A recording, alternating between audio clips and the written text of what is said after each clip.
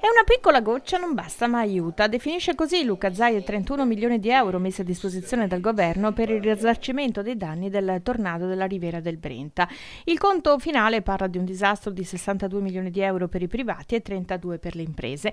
Ecco allora che a Palazzo Balbi si sta studiando una formula per autoassicurarsi, un fondo mutualistico d'accesso volontario che aiuti in tutti i casi di evento catastrofale. La dromedaria di Conegliano è solo l'ultimo in ordine di tempo. Io capisco i cittadini, lo Stato può fare, anzi il governo può fare due cose, o fare una polizza multirischio, quindi un multirischio catastrofale nazionale, dove ognuno di noi paga un premio, ma un premio che ha valori molto limitati e quindi si crea un bel montante, un bel lavoro a livello nazionale, oppure bisogna erogare risorse nel momento in cui ci sono gli eventi catastrofali. Però voglio ricordare che ogni anno in Italia ci sono almeno 3 miliardi di euro di danni da eventi catastrofali. Come funziona questo fondo? Lei parlava solo di un 20 euro all'anno, quindi una cifra irrisoria. Ma guardi, ancora le cifre si va male ipotizzarle. Le posso dire una cosa, che l'idea è di fare una cosa non obbligatoria, chi vuole partecipa, simbolica come cifra e quindi accessibile a tutti, cercando di fare con il principio del fondo mutualistico di creare un montante, creare un capitale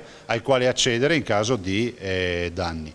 Questo potrebbe essere una soluzione, però i cittadini non la leggano come una nuova tassa perché non è obbligatoria, chi accede può ambire di partecipare al fondo mutualistico, chi decide di non accedere perché si assicura per i cavoli suoi o perché decide che non vuole spendere soldi lo può fare in totale libertà.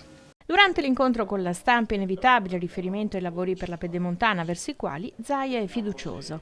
Ma io sono fiducioso anche perché dopo lo scambio dialettico che c'è stato, oggi siamo ormai alla terza riunione del tavolo dei tecnici regionale e nazionale con il commissario, si sta lavorando per degli aggiustamenti e spero che si trovi subito una soluzione. Il nostro ruolo è chiaro, il Ministro ha un ruolo di vigilanza, la Regione ha il ruolo del concedente e il concessionario ha il ruolo del concessionario, cioè deve realizzare l'opera.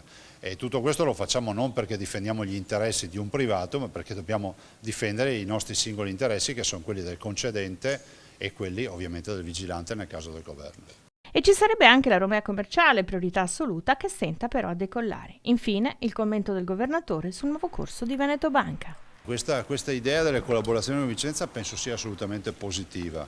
Il dottor Penati ha detto che le banche o si spacchettano o si vendono o si fondono. Io spero che si faccia in modo che quello che resta di queste due banche resti patrimonio a livello regionale e non dia vita a uno spezzatino.